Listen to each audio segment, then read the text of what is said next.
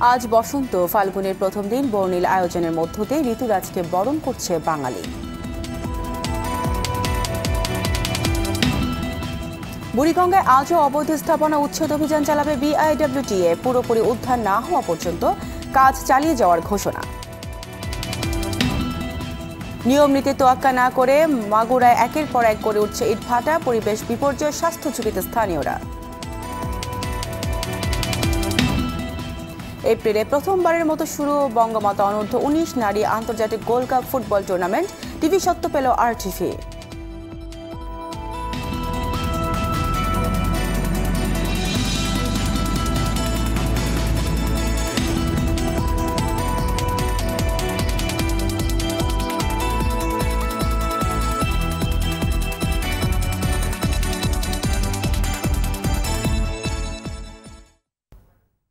আসসালামু আলাইকুম, স্বাগত জানাচ্ছি RTV সকালে সংবাদে। শুনছিলেন মার্কেন্টাইল ব্যাংক সংবাদ শিরোনাম। পুরো সংবাদে আপনাদের সঙ্গে আছে আমি ফারিয়া শারমিন।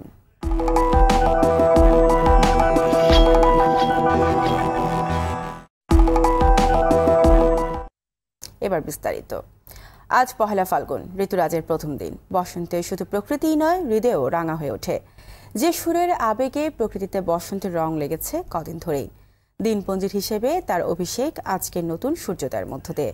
পহেলা ফাল্গুনে বসন্ত উৎসবের রঙে মেতে ওঠে তরুণ হৃদয়, নতুন করে প্রাণ পান প্রবীণেরাও। বসন্ত উপলক্ষে RTVর বেঙ্গল মাল্টিমিডিয়া স্টুডিও চত্বরে আয়োজন করা হয়েছে বসন্ত বরণ উৎসব 1425।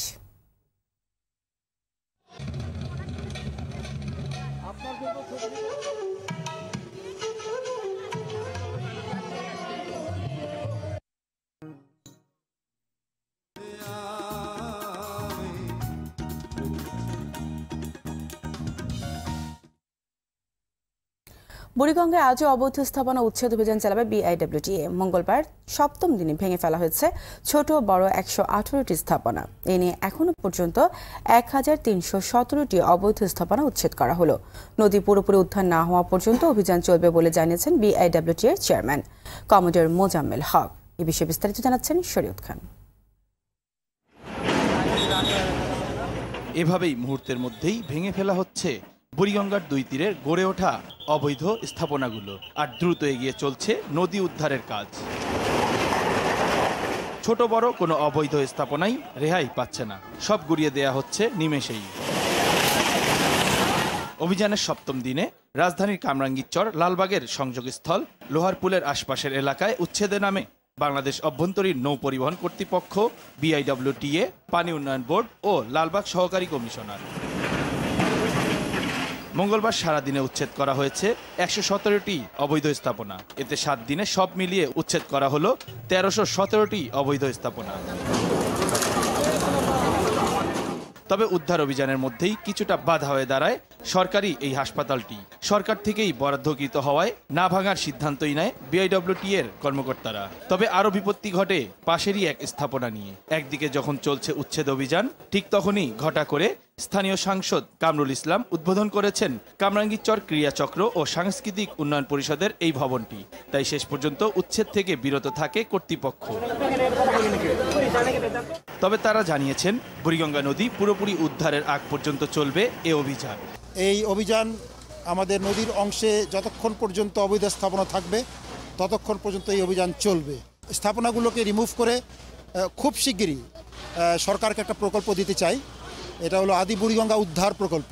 নদীর ভেতরে এই যে যত অবৈধ স্থাপনা আছে সেটি আসলে জেলা প্রশাসন, যেহেতু নদীর কর্তৃপক্ষ, তারা সেগুলো চিহ্নিত করেছেন এবং সেই রেখার ভেতরে যত অবৈধ স্থাপনা আছে সেগুলো উচ্ছেদ চলছে। নদী দখল করে এসব অবৈধ স্থাপনা এতদিন কিভাবে টিকে রইল তার সদুত্তর দিতে পারেননি কেউ। নদীর CS রেকর্ডের নামজারি চেঞ্জ করে নদীকে বাড়ি করে ফেললো, এটা একটা তো ক্রাইম। সুতরাং তদন্ত হওয়া দরকার।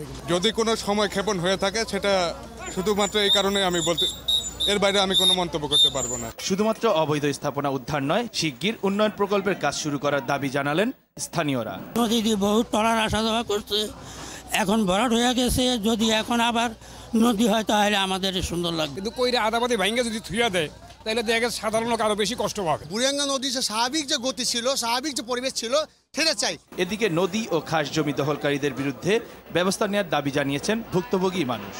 আমরা স্যার জানি না, এটা আমাদেরকে বলে নাই, বাড়িওয়ালারা যারা বাড়িওয়ালা আছেন ওনারাও বলে নাই। শরীয়ত খান, RTV, ঢাকা।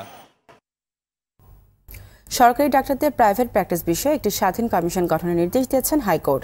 এই সংক্রান্ত রিটের প্রাথমিক শুনানি শেষে রুল সহ এই বিষয়ে পূর্ণাঙ্গ নীতিমালা প্রণয়ন এবং তা দাখিলের আদেশও দিয়েছেন আদালত। রুলে ডাক্তারদের প্রাইভেট প্র্যাকটিসের অনুমতি দেওয়া সংক্রান্ত ধারা কেন অসাংবিধানিক হবে না তা জানতে চাওয়া হয়েছে। খান আলামিনের রিপোর্ট। 1982 সালের the medical practice and private clinic and laboratory অর্ডিন্যান্সের 4 ধারায় সরকারি ডাক্তারদের প্রাইভেট প্র্যাকটিসের অনুমতি দেওয়া হয়েছে। এই ধারাটি কেন অসাংবিধানিক, বাতিল ও অবৈধ ঘোষণা করা হবে না তা জানতে চেয়ে রুল জারি করেছেন হাইকোর্ট। বিচারপতি FRM নাজমুল আহসান ও বিচারপতি KM কামরুল কাদেরের ডিভিশন বেঞ্চ এই আদেশ দেন। স্বাস্থ্য সচিব, স্বাস্থ্য অধিদপ্তরের মহাপরিচালক, BMDCর সভাপতি ও BM এর সভাপতিকে রুলের জবাব দিতে হবে। কোর্ট যেটা অবজারভেশন দিয়েছেন আজকে, যে ডাক্তারি পেশা একটি সেবামূলক পেশা, এক্ষেত্রে বাণিজ্যের দিকে বেশি ঝোঁকা যাবে না। তারা যেন জনগণের সেবা, স্বাস্থ্যসেবা, রোগীদের প্রতি তাদের দায়িত্বশীলতা এই বিষয়ে মনোনিবেশ করেন। আদালত অভিজ্ঞ ও বিশেষজ্ঞদের দিয়ে সরকারি ডাক্তারদের প্রাইভেট প্র্যাকটিস বিষয়ে একটি পূর্ণাঙ্গ নীতিমালা তৈরি করতে একটি স্বাধীন কমিশন গঠনের নির্দেশ দিয়েছেন। স্বাধীন কমিশনের মাধ্যমে এই সরকারি ডাক্তারদের প্র্যাকটিসের সংক্রান্ত একটি পূর্ণাঙ্গ গাইডলাইন যাতে তৈরি হয়, তারা কতটুকু, কত ঘন্টা, কর্মঘণ্টা প্র্যাকটিস করবে, কিভাবে মানুষকে সেবা করবে, কতটুকু তাদের ফি হবে, সব বিষয়ে একটা পূর্ণাঙ্গ গাইডলাইন তৈরি করার জন্য একটি স্বাধীন কমিশন গঠনের জন্য মাননীয় আদালত আদেশ দিয়েছে। গত 4 ফেব্রুয়ারি সরকারি ডাক্তারদের প্রাইভেট প্র্যাকটিস বন্ধে সরকারের নিষ্ক্রিয়তা চ্যালেঞ্জ করে হাইকোর্টে রিট করেন সুপ্রিম কোর্টের 5 আইনজীবী। রিটে সরকারি হাসপাতালের সকল কার্যক্রম তদারকি করার নির্দেশনা চাওয়া হয়। পাশাপাশি সরকারি ও বেসরকারি হাসপাতালের অনিয়ম বন্ধে ভ্রাম্যমাণ আদালত পরিচালনার নির্দেশনাও চাওয়া হয়। খান আলামিন, RTV, ঢাকা। মাগুরায় নদীর চর, ফসলি জমি ও আবাসিক এলাকায় একের পর এক গড়ে উঠেছে ইট ভাটা। নিয়ম নীতি তোয়াক্কা না করে টিনের চিমনি ব্যবহার করে এসব ভাটায় পোড়ানো হচ্ছে কাঠ। কেটে নেওয়া হচ্ছে গড়াই ও মধুমতি নদী পাড়ের মাটি। এতে পরিবেশ বিপর্যয় ও স্বাস্থ্য ঝুঁকিতে রয়েছেন স্থানীয়রা। মাগুরা প্রতিনিধি মুখলিসুর রহমানের তথ্যছবিতে রাসেল আহমেদের রিপোর্ট। মাগুরার 4 উপজেলা ইট ভাটার সংখ্যা 105টি। নদীর তীর এবং ফসলের জমিতে গড়ে ওঠা এসব ভাটার কোনোটিরই নেই হালনাগাদ লাইসেন্স। পরিবেশ অধিদপ্তরের অনুমোদন রয়েছে মাত্র 4টির। স্থানীয়দের অভিযোগ, ভাটা মালিকরা প্রভাবশালী হয় কোনো নিয়মনীতির তোয়াক্কা করে না। ইট ভাটার কালো ধোঁয়া এবং মাটিবাহী ট্রাক চলাচলের কারণে রাস্তাঘাট ও ফসলের ব্যাপক ক্ষতি হচ্ছে। অনেকে আক্রান্ত হচ্ছেন শ্বাসকষ্ট সহ নানা রোগে। হাঁটুর ধোঁয়ার মধ্যে আমরা আটকা পড়ে আছি, ছেলেমেয়েরা স্কুল যেতে পারে না। সব কিছুতে যে ছেলেদের শ্বাস নিঃশ্বাসে কষ্ট, শিশু বাচ্চারা এই যে রাস্তাঘাটে উঠতেই পারে না। যে ধুলো পরিমাণ আমরা খাচ্ছি তাতে শ্বাসকষ্ট ছোট বড় সবারই আমাদের হয়ে গেছে। বিষয়টি নিয়ে ইট ভাটা মালিকরা কথা বলতে রাজি হননি। তবে কর্মচারীরা বললেন, সংসার চালাতে অবৈধ জেনেও কাজ করেন তারা। আমাদের তো কোনো দোষ না, আমরা কাজ করি। আমরা তো সাত করতে আছে, মিলাদ কাজ করতে আছে ছোটদের দেয়।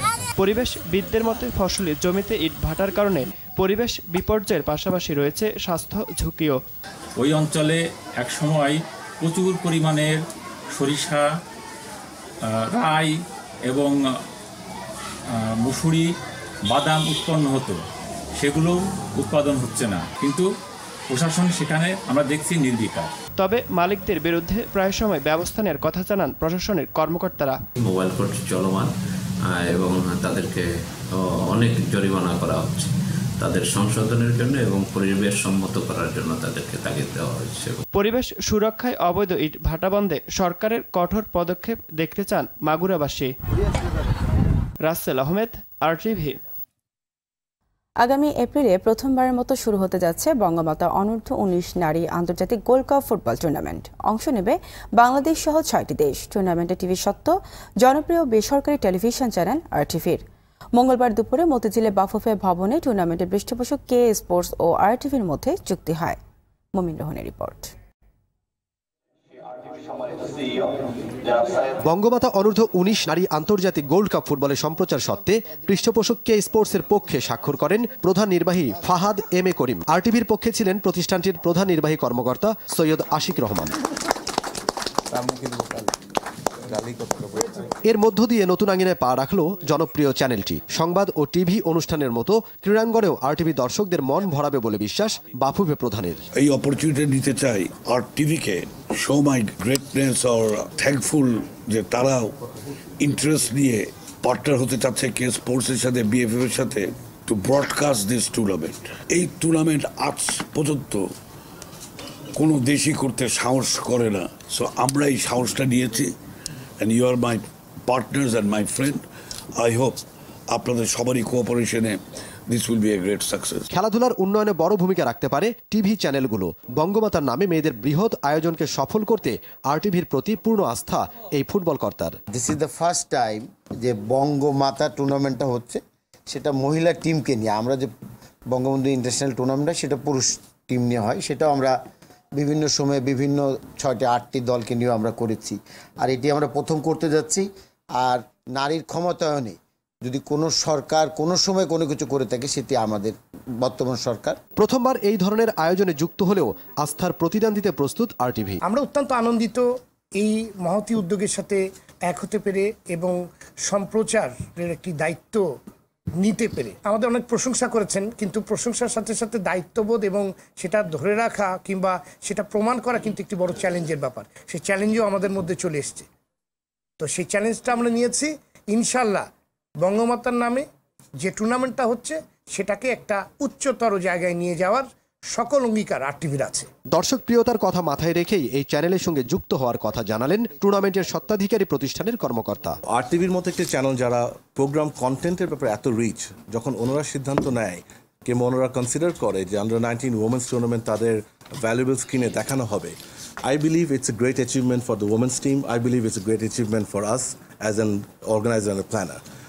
After general RTV reach is extremely high within the market, but আমাদের main interest ছিল RTV তে যাওয়ার জন্য, because RTV has an extensive reach all over the world through their satellite network and digital platform. বেশ কয়েক বছর ধরে নিয়মিত অনুষ্ঠিত হচ্ছে বঙ্গবন্ধুর নামে ছেলেদের ফুটবল টুর্নামেন্ট। ফুটবলে ধারাবাহিক নৈপুণ্য দেখাচ্ছে মেয়েরাও। তবে মেয়েদের এ ধরনের টুর্নামেন্ট আয়োজন হচ্ছে না বলে আক্ষেপ ফুটবল প্রেমীদের। সেই আক্ষেপ ঘুচিয়ে খেলাধুলার প্রসারে সব সময় পাশে থাকার কথা জানান পরিকল্পনা মন্ত্রী। আরটিভি যে দায়িত্ব নিল সম্প্রচারের, এটা আমাদের জন্য ভালো লাগছে, যেহেতু আমি আরটিভির সঙ্গে বেশ ভালো পরিচিত।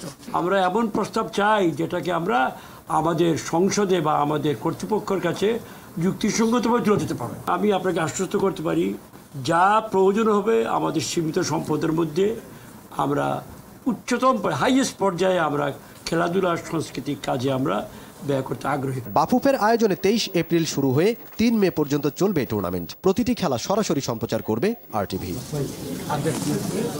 মমিন রোহন, আরটিভি, ঢাকা। শব্দ করাকে কেন্দ্র করে ঠাকুরগাঁয়ে সংঘবদ্ধ চোরা কারবারিরা বিজিবি সদস্যদের হত্যার উদ্দেশ্যে হামলা করলে আত্মরক্ষায় গুলি ছোড়ে বিজিবি। মঙ্গলবার দুপুরে ঠাকুরগাঁয়ের হরিপুর উপজেলার বহরমপুর গ্রামে গ্রামবাসী বিজিবি সংঘর্ষে শিশুসহ 3 জন নিহত হওয়ার ঘটনায় এসব কথা বলেন 50 বিজিবির অধিনায়ক লেফটেন্যান্ট কর্নেল তুহিন মোহাম্মদ মাসুদ। ভারতীয় 5টি গরু আটকের পর বহরমপুরে সংঘবদ্ধ একটি চক্র বিজিবির উপর দেশীয় ধারালো অস্ত্রসহ লাঠি সোটা নিয়ে হামলা চালায়। এতে 5 জন বিজিবি সদস্য আহত হয়। তবে ঘটনায় কত রাউন্ড গুলি ছোড়া হয়েছে এবং নিরাপরাধীরা কেন মারা গেল এমন প্রশ্নের কোনো উত্তর দেননি তিনি।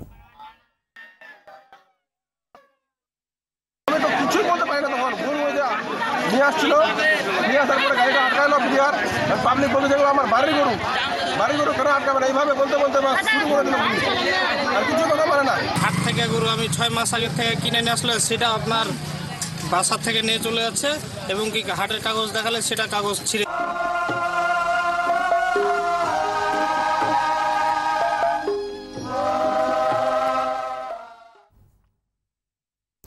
12তম দিনে এসেও পাঠক, লেখক আর প্রকাশকদের বেশ ভিড় ছিল অমর একুশে গ্রন্থমেলায়। মঙ্গলবার বিকেলে গড়িয়ে সন্ধ্যা নামার সাথে সাথেই বাড়ে বইপ্রেমী ও দর্শনার্থীদের আনাগোনা। পরিবেশ নিয়ে সন্তোষ জানান কবি ও লেখকরা। তবে মেলার ধুলোবালি হ্রাসে কর্তৃপক্ষকে পদক্ষেপ নেওয়ার আহ্বান জানান দর্শনার্থীরা। প্রকাশকরা বলছেন, মেলায় নানা বয়সী মানুষের আগমন যেমন বাড়ছে তেমনি বাড়ছে বেচা বিক্রিও। দর্শনার্থী প্রকাশক আছে এবং ভালোই বই কেনা বেচা হচ্ছে। বিজ্ঞানভিত্তিক বইগুলো, সায়েন্স ফিকশনের বইগুলো এবং মাঝে মাঝে কিছু কবিতার বইও নিচ্ছে। এটা আমাদের জন্য আশাব্যঞ্জক। সকালে সংবাদ শেষ করার আগে মার্কেন্টাইল ব্যাংক শিরোনামগুলো জানিয়ে দিচ্ছে আরও একবার।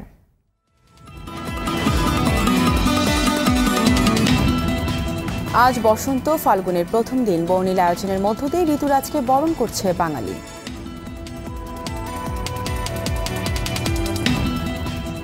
বুড়িগঙ্গায় আজও অবৈধ স্থাপনা উচ্ছেদ অভিযান চালাবে বিআইডব্লিউটিএ। পুরোপুরি উদ্ধার না হওয়া পর্যন্ত কাজ চালিয়ে যাওয়ার ঘোষণা। নিয়ম নীতি তোয়াক্কা না করে মাগুরে একের পর এক গড়ে উঠছে ইটভাটা। পরিবেশ বিপর্যয়, স্বাস্থ্য ঝুঁকিতে স্থানীয়রা। এবং এপ্রিলে প্রথমবারের মতো শুরু বঙ্গমাতা অনূর্ধ্ব 19 নারী আন্তর্জাতিক gold cup football tournament. TV সত্য পেল RTV।